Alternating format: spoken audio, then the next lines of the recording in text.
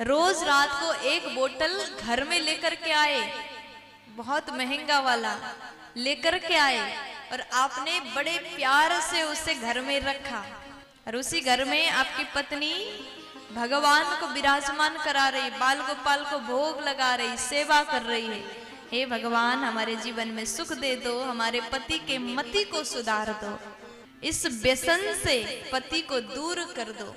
पत्नी प्रार्थना भी कर रही है, वो प्रार्थना तो कर रही है, लेकिन उसके जो सेवा है उसको आप निष्फल कर रहे हो, क्योंकि आप रोज बोतल ला रहे हो, संभाल करके रख रहे हो, यानी कली को भी ला रहे हो, वहीं पर भगवान भी पूजा किया जा रहा है।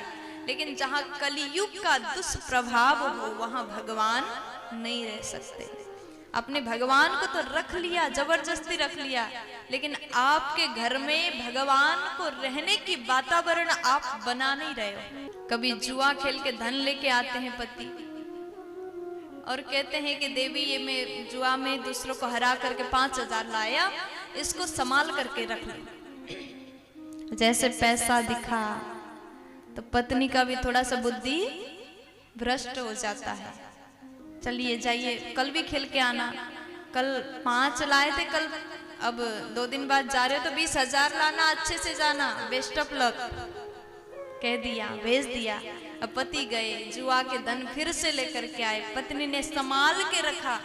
जो पूरी साल भर खेती लगा करके जो फसल आपने बेचा, उससे मेहनत का जो पैसा आया, कितना कमाते हो साल भर में? हाँ, खेती से 10-12 लाख नहीं आता, 5 लाख नहीं। अब जितना भी कमाते हो, देखो दूसरों की जो कमाई है उसको पूछने के अधिकारी हम नहीं है, लेकिन जितना भी आप कमाते हो, 1 लाख, 2 लाख, 2.5 लाख, 4 लाख, कितना भी आप अपने अलमारी में संभाल के रखे। कल बेटा को पढ़ाने के लिए भेजना पड़ेगा तो उसके लिए खर्चा होगा, आपने संभाल के रखा। और आपके पति ने जुआ से 20,000 कमा करके लाए, पत्नी को दिया, देवी इसे रख लो।